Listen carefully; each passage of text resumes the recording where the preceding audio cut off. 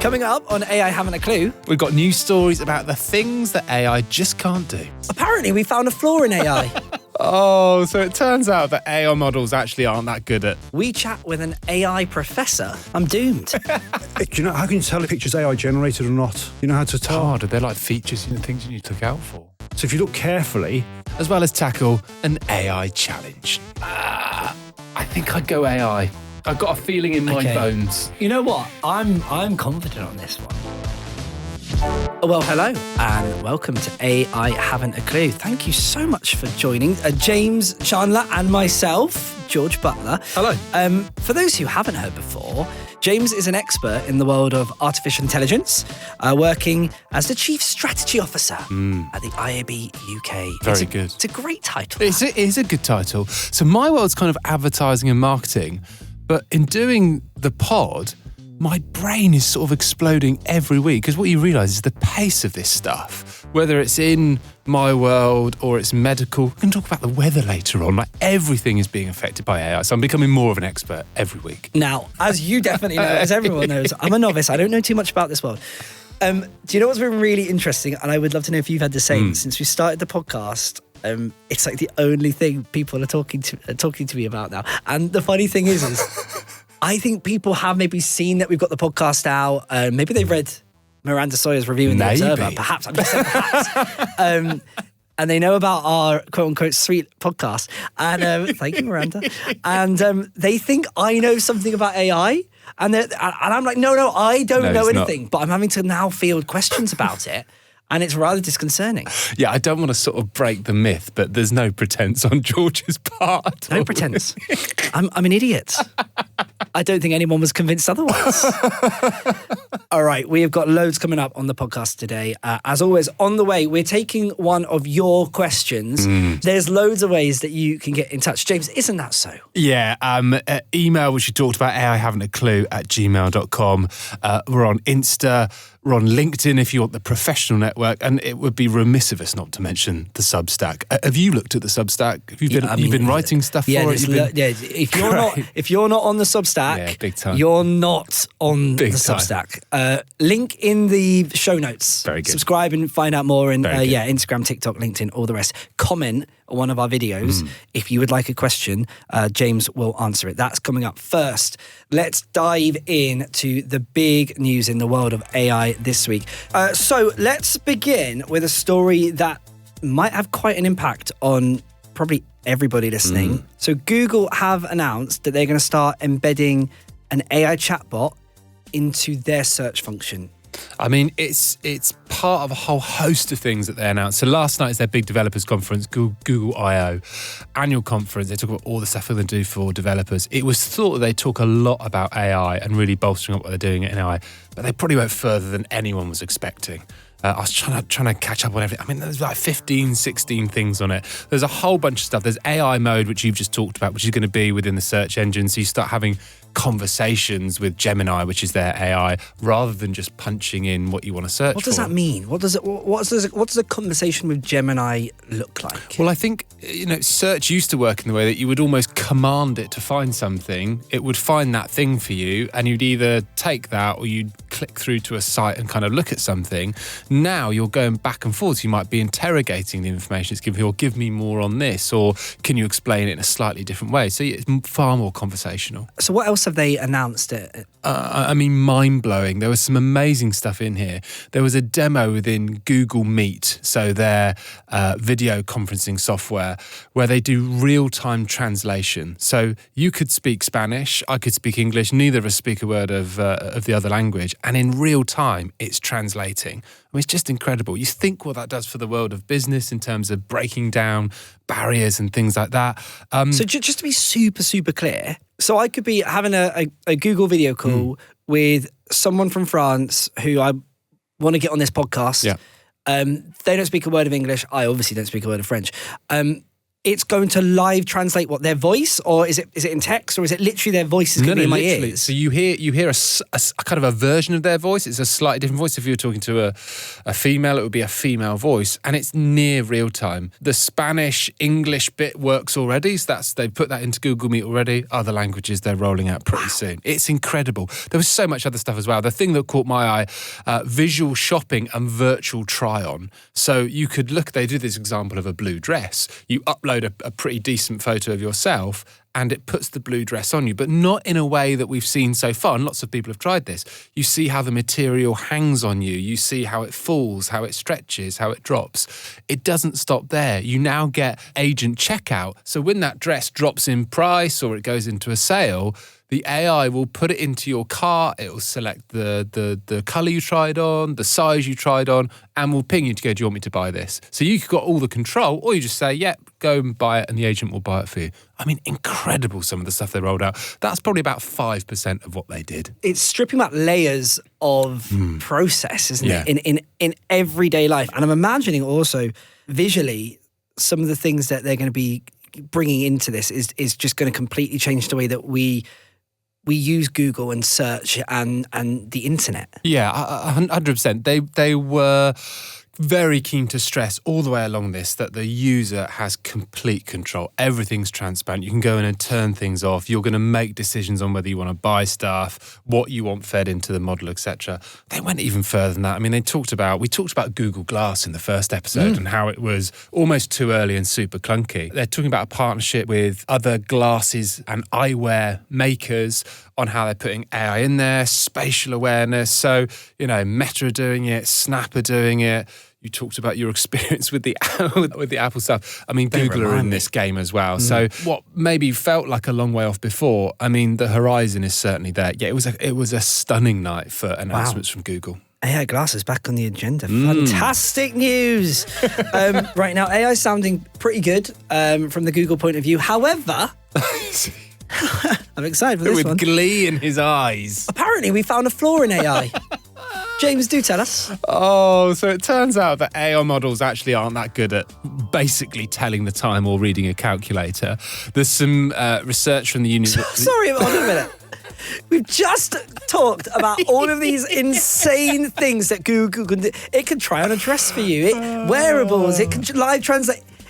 It can't tell the time. It's all about the basics. There's some research from the University of Edinburgh. They found that even some of the most advanced AI models, and they talked about Meta's Llama, they talked about OpenAI, they really struggle with basic time-related tasks.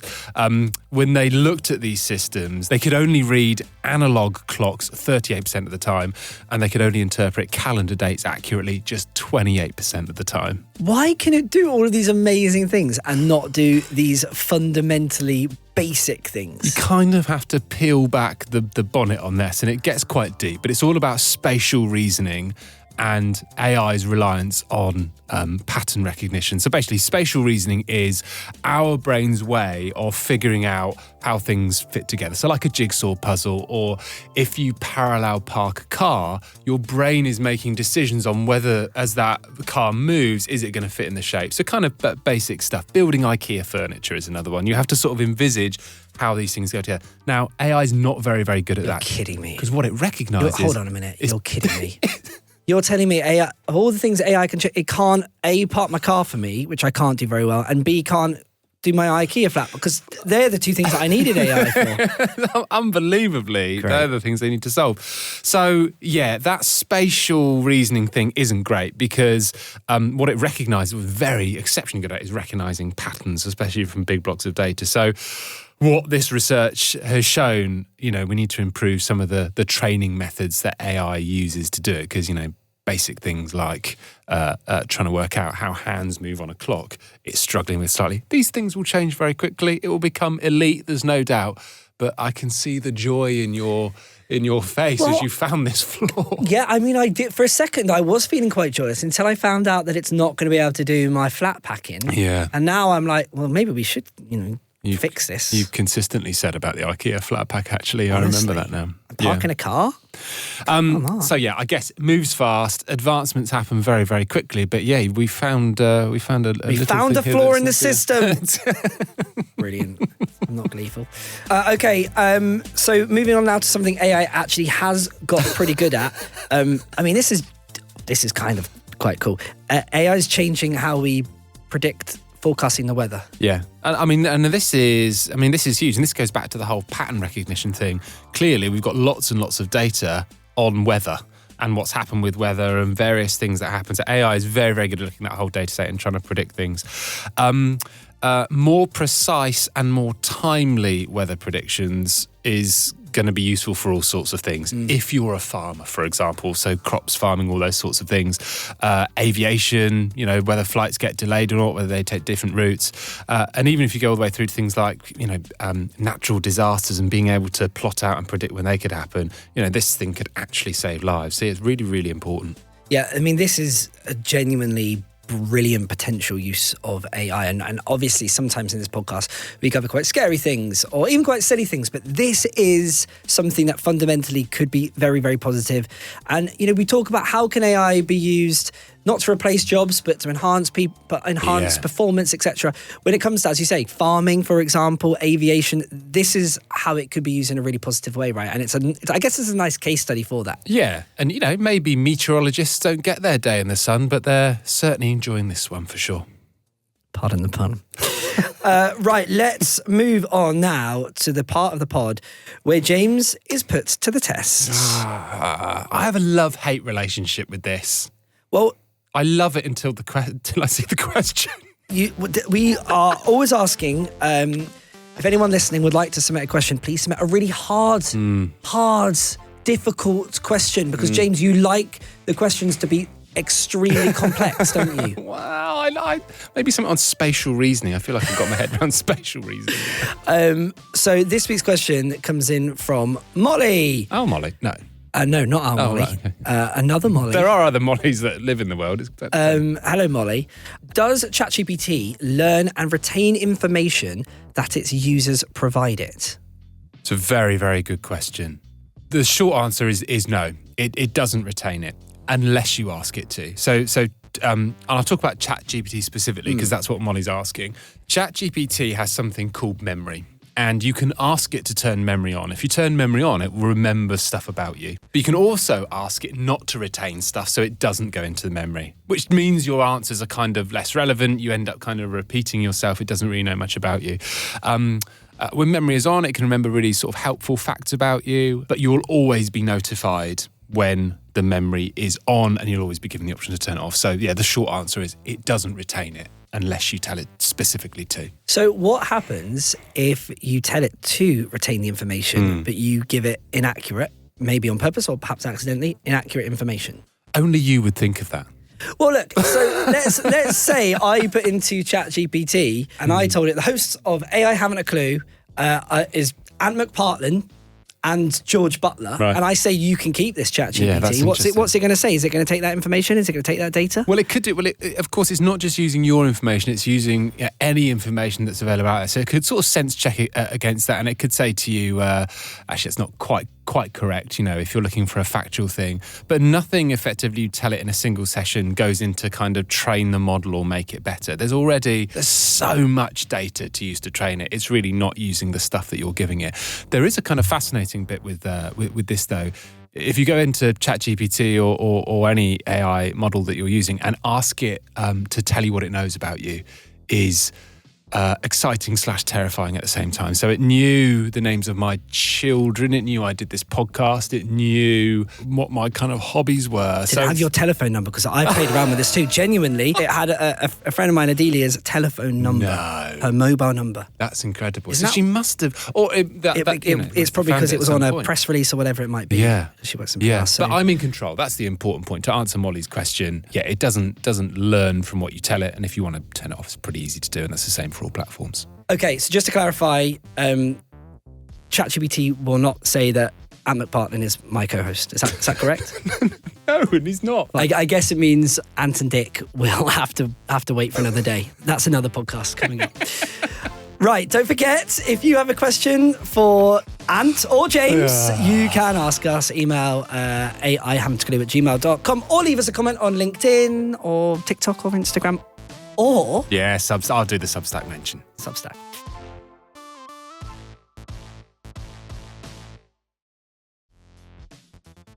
Today's guest is someone who lives at the sharp edge of artificial intelligence and the future of technology. Yes, Dr. John R. Woodward is going to be here, head of the Operational Research Group and a senior lecturer in computer science at Queen Mary University of London.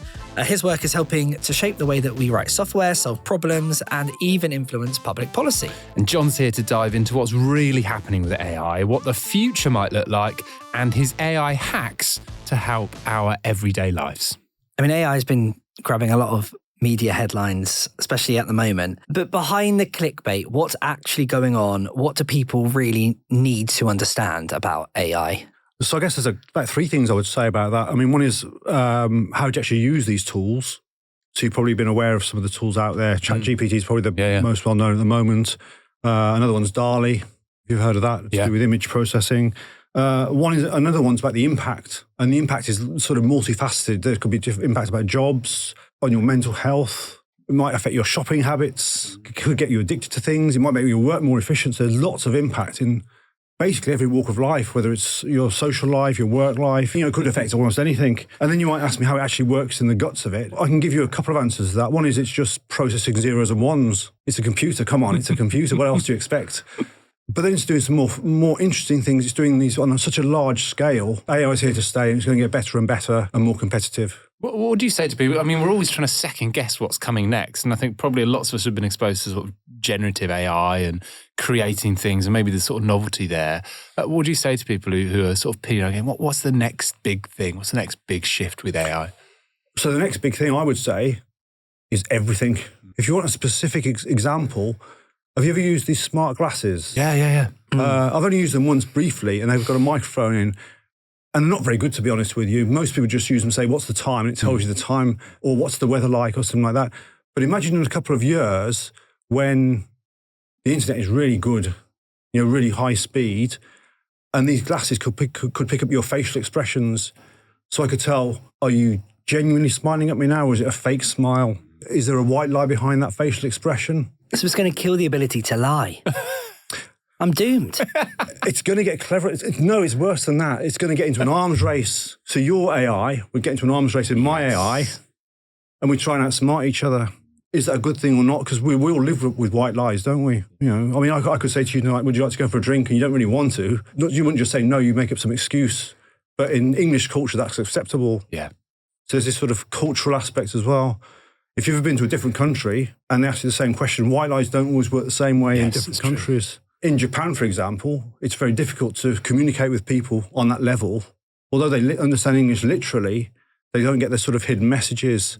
So maybe AI could help us communicate with people from different cultures more easily. Well, I wonder even on just on a language basis. Language is such a barrier, particularly something like Japanese, where if I'm only an English, I can't even recognise the characters. Surely AI and speed of internet could start to interpret that. Almost translation could kind of be in real time. At the moment, a human's got to listen to that, process it, and there's going to be some level of accuracy. AI, I assume, could just make that completely seamless. I mean, that opens up the world of business and communication, all those sorts of things. You're right. It's just around the corner. I think all these things around science fiction are not far away now. Let me give you a slightly different example. I mean, we're used to sort of high-definition TVs, but our Teams calls and our Zoom calls are normally quite low-tech. They're quite low resolution. But imagine a couple of years where they're just holographic. They're just pinpoint accuracy. It's not far away. I don't know if you've been to the Aber, I think it's called the Aber experience with the holograms. Oh, yes. Yeah, Voyage. Yeah. Right? Yeah. It's absolutely amazing, isn't it? And I think at one point there was a slight glitch. But if you just ignore that, it was almost like being there. I mean, it's, verging on the sci-fi movies that we've all grown up on. I watched Star Wars as a kid, and you sat there as a 10-year-old and gone, wow, this is so futuristic that you can have a hologram of somebody in your living room. But I mean, if it's not here, it's going to be here shortly, right? I mean, we are moving into kind of sci-fi territory of what we've traditionally known. Is there a kind of an AI development which is in that vein that maybe we don't all know about yet, but we're about to? I think there are lots of unforeseen consequences with AI. So let's look at social media for a moment. Imagine 25 years ago when Mark Zuckerberg invented Facebook. It was basically to share photographs with your friends. It's quite an innocent application, if you like, an innocent thing to do. But look at what's happened with Facebook.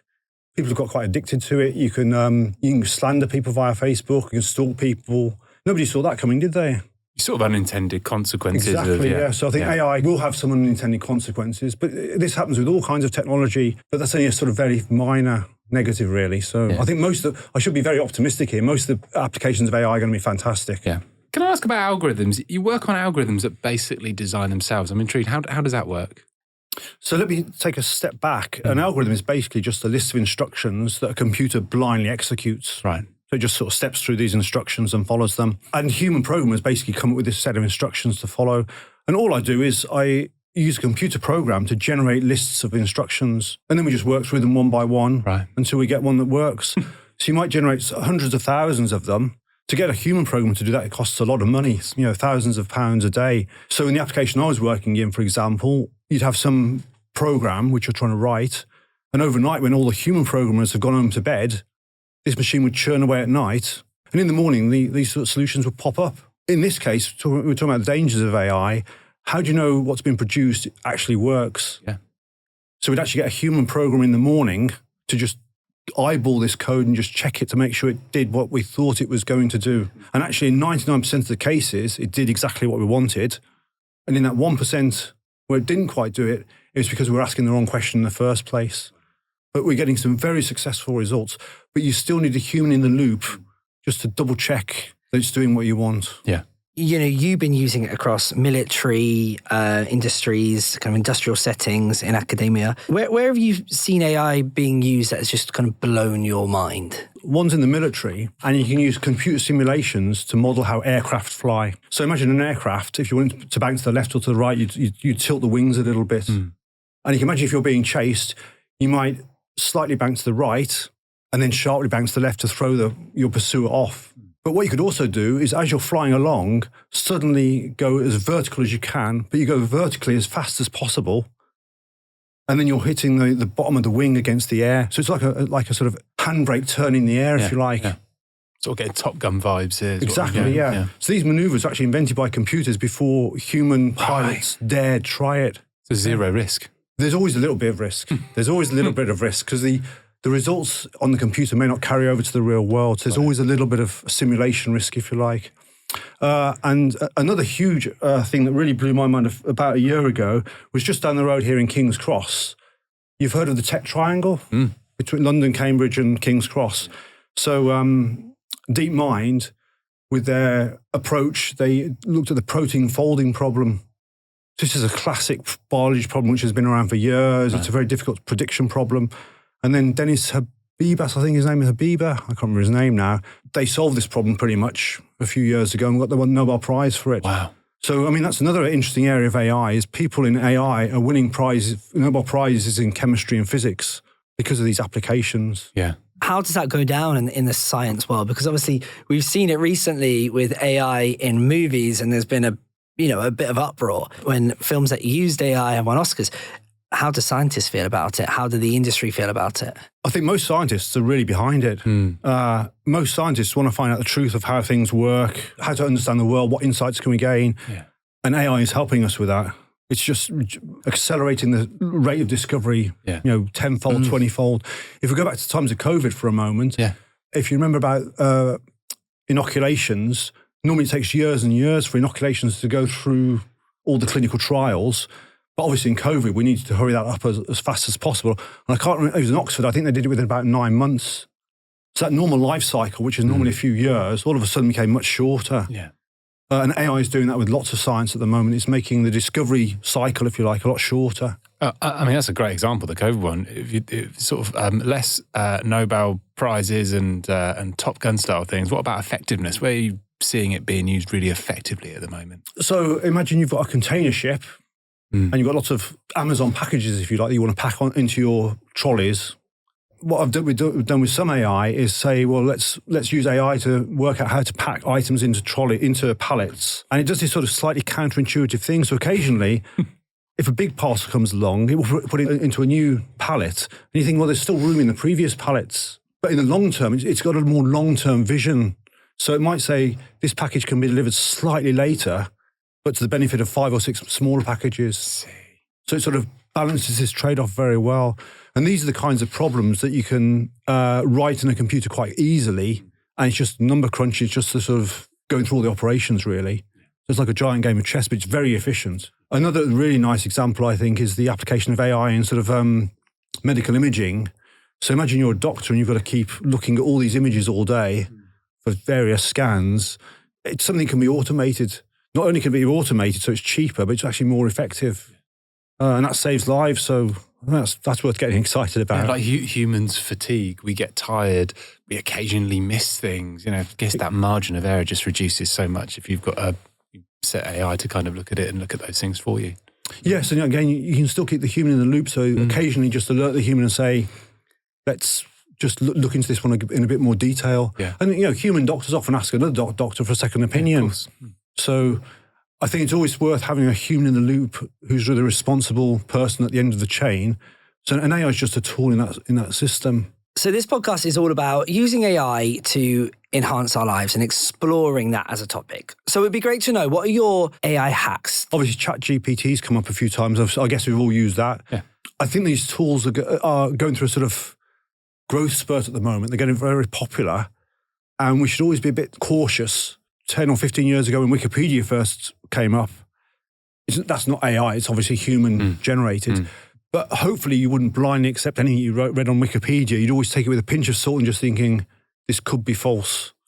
And you should always be doing that with AI. This could be. So I don't know if you've seen some of these AI generated pictures. Do you know, how can you tell if a picture's AI generated or not of somebody's hair, of somebody's face? If you look at women's hair, in particular long hair, it doesn't get the ends of the hair quite right. So if you look carefully, you can tell. Right. And they look a little bit cartoony, some of them, but it's getting harder and harder to tell. Yeah, I was going to say, yeah. It's getting harder and harder to tell. So I think AI is a bit like inflation. Inflation's keep going up and up and up, which is actually a good thing. We don't want negative inflation. We don't want zero inflation. Ideally, inflation's around 3 to 5%, I think. And AI is the same kind of thing. These algorithms will keep improving. We don't want them to improve too quickly, because we don't know about the unforeseen consequences and the unintended directions we're going in. So it'd be nice to have sort of gradual increase in AI. But at the same time, we want to keep up with the Americans and the Chinese and the rest of Europe. So it's a balancing act there. Would you say there is a bit of an AI race on right now with countries and continents all across the world competing against each other? Or is it kind of a global AI community building together? Companies compete. Google's competing with Apple, et cetera, et cetera, et cetera. So they're all competing. There isn't an international standard of AI, if you like. Okay, so there should be an international standard like there is with things like drugs. The automobile industry, the aviation industry, they all have international regulations. AI doesn't have that at the moment. Not only that, is you can pitch AI against AI. So AI can learn by itself overnight. How do you control that? So there's lots of issues around here. I've just accepted a job in Dubai. They've got the world's only AI university. So they just do AI. Wow. They've got the world's only minister for AI. I think in some countries, and I think Britain's fairly cautious, we should be rushing a bit more into this. It's a new gold rush. There is, I guess the number one fear around AI is what it will do to our jobs. What's your honest take on that? It will take jobs. If you look back at history, like in the Industrial Revolution, people's jobs changed. People used to work in fields, then they came to work in cities. In the 80s, when computing started to become much more prevalent, it changed people's jobs. So that instead of being paper-based, it was computer-based. We've survived. I think AI is a little bit different. It's going to go a bit faster, and it's going to be more ingrained in our society. So there will be job losses, but we should be nimble.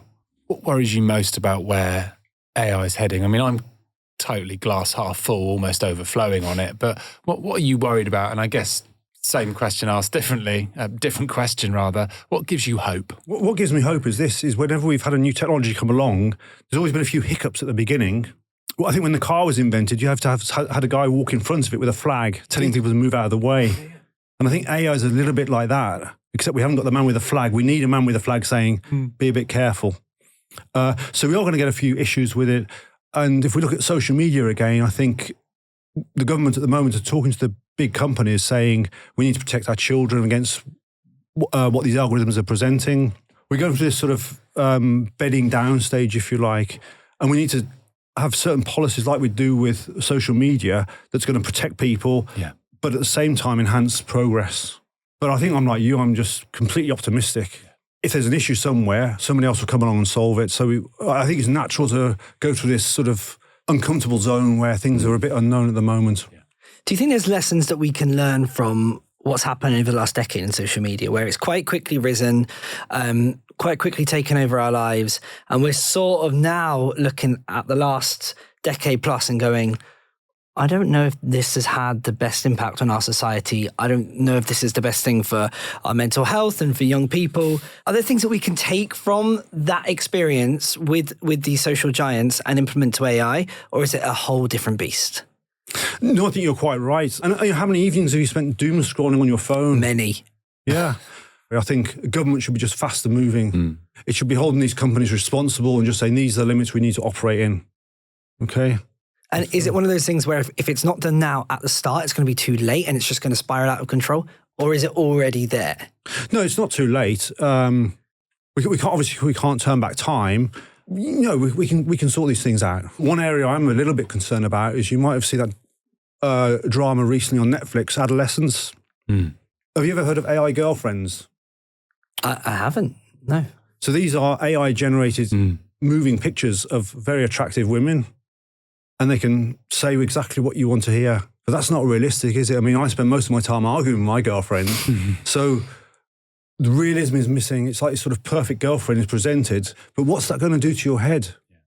Yeah. You've heard of these scammers on Tinder, etc., where some rich widow falls in love with some guy in Ghana who's not, and he's actually, saying he's in New York and he's a pilot or whatever. Yeah. And he's a millionaire, and then she falls in love with him. And that's one human trying to outsmart another human. But AI could do that as well now. Yeah. Not far off. Thinking going a bit further on young people, what sort of skills should they be learning when it comes to AI? They don't need skills, for example. They need meta skills, in which they need to know how to learn computer languages. Prompt engineering is one thing they could be looking at. But I think underpinning all of this is just critical thinking. If ChatGPT spits back some text at you, just say, how does it know that? Is that really true? We need to interrogate these things a little bit. You've worked with AI in education, in industry, with government. Is there any areas that you think we shouldn't let AI touch at all? Yes, I think maybe AI counselling. So you're spinning your heart out, things that you wouldn't talk to your closest friends about normally. That's why counsellors exist. But you're spinning all that out to an AI, and it's giving you recommendations. It might be giving you quite innocent recommendations like, tell me more about your childhood. But if it starts to give you suggestions about what you should do, and that's not checked by anybody, that could be very dangerous, I think. Yeah, and perhaps not bound by the same code of ethics, the same sort of confidentiality, and what how that data's being used. Yeah. One myth that you'd like to debunk that maybe you hear a lot that comes up around AI that people think. The simplest one is we're going to get taken over by robots. It's not. That's not going to happen. Are you confirming that 100% right here on AI having a clue? 110%. Okay. It's not going to happen in our lifetimes. It's a long way off. It's a long way off. That's a future's issue then. If you've seen Boston Dynamics dogs walking around, that's amazing. Yeah. The Chinese have got flocks of those dogs. Is that flocks or packs of those dogs? Packs. So they all coordinate. A murder of dogs. So imagine a Boston Dynamics dog running at you with a machine gun on its back. He's got this face recognition software there. He could hit you straight between the eyes. Yeah, this fuels George's thing. He doesn't. I'm trying to get him more optimistic about this stuff. I'm going to say it. Is there an argument that it's because there's always been humanity involved in these things? Like when you take humans completely out of it, as you've said, is there any danger there? If we take humans out of it, yes, yeah, that's good. That could get dangerous. I think, the overriding thing I'm hearing from you is at every point there needs a sort of to be able to have a human intervention or a human touch or a sense check with something is whether we're looking at interrogating it or you're looking at lines of code, wherever it might be. I think it's a bit like autopilot on an airplane. Yeah. What are they doing when the autopilot's on? I think they're just sitting there but waiting for these alerts to come. Got it. But sometimes these systems are so complicated. When something goes wrong, you do need people there to think, and they're connected with people on the ground, and they've got a whole team there to help sort these problems out. Yeah. That's kind of like what we need with AI. Well, there we go. The myth has been debunked. We are not being taken over by AI. Dr. John Woodward, thank you so much for joining us on the podcast. Thank you for the invite. Dr. John! Good fun, wasn't he, Dr. John? He was great. Yeah. Dubai sounds pretty good as well for him in terms of what they got, government, university, all that sort of stuff. Yeah, going big on AI. I mean, it sounds like Dr. John thinks we need to take a leaf out of the Dubai outlook on AI. But yeah, my sense was he thinks progress is a bit slow. Need a bit of a rocket on AI. Yeah, definitely. Or not. I don't know. He didn't convince me that AI isn't going to take over the world. Okay, James, are you ready? Very ready. Last episode, we faced off for the first time in the AI challenge. What was the score? You just had to get that in there. Oh, I'm trying to tell people what this is about because they might not have listened that far in the last episode. They might have got bored of you, James, and switched off. But yes, James is one up. If you want to count, James is one up. This is the AI challenge where we go face to face and try and distinguish what's real and what's AI. It's a competition. As you may have noticed, James is winning, but things might change because our fantastically talented producer, Molly. Hi, Molly. Hello. She's the real brains of the operation. We say James is the clever one. It's lies, isn't it? It's lies. True. It's Molly. But Molly is heading up the AI challenge. So, I have generated some music for you to have a listen to. Okay. Some are made by AI, some are made by real people, emerging artists from record labels. So there's not like Harry Styles? No, it won't be. Because I might recognise it. I'm hoping it won't be obvious anyway. I've got 3 up for grabs, and I'll just kick it off if you guys are all ready. Yeah, I'm so ready. Yeah.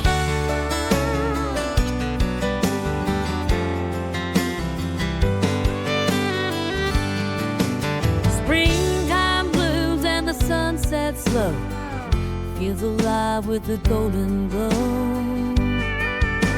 Chasing dreams as the fireflies dance, holding hands in this sweet romance. Okay. You know what? I'm confident on this one. Could I say it sounded too country? It's like if your prompt was create me a country song, it had almost like every hallmark of like a country song. Yeah. I'm leaning towards it being AI generated. You know what, I'm with you. It was a bit, here we go, let's write a country song. I like a bit of country. That was a bit too stereotypically country for me. I'm actually gonna go AI on that. Okay. We've locked it in. Okay, but right. Double AI, locked AI. in. Yeah. That is correct. All right. That was a prompt I put in. I said, make a country song based around the wonders of springtime. Wow, very creative. Yeah, very nice. Should we hear song 2 in our first ever AI challenge? Song 2 coming up.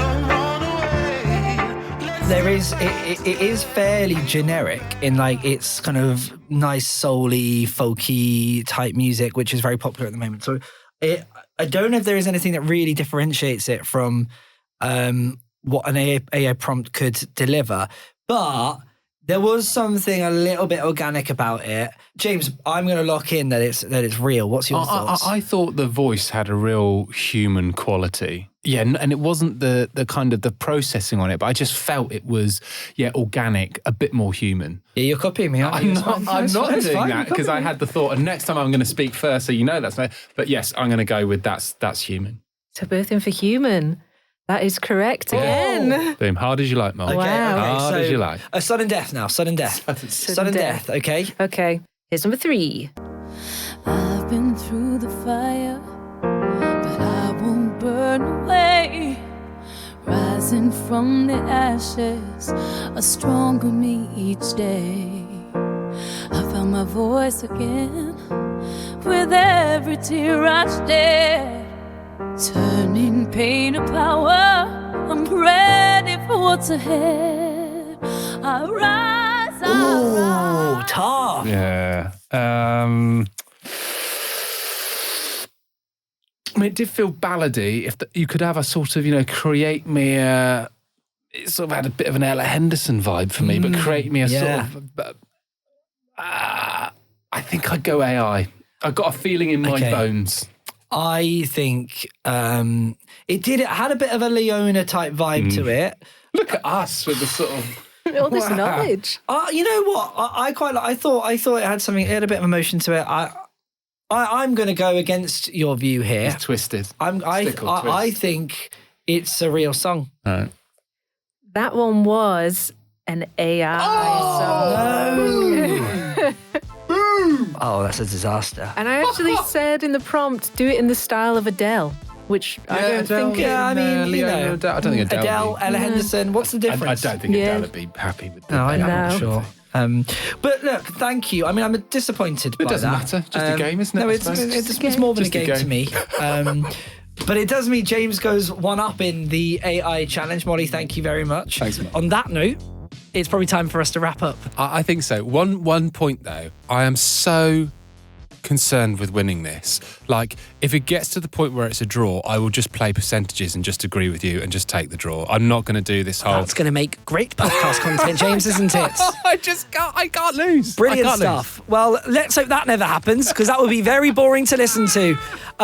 And on that note, once again, it's time to say goodbye. Thank you so much for listening. Thank you very much to our fantastic guest this week, Dr. John Woodward. We will be back next time, digging through the wild world of AI once again. But for now, James... Stay curious.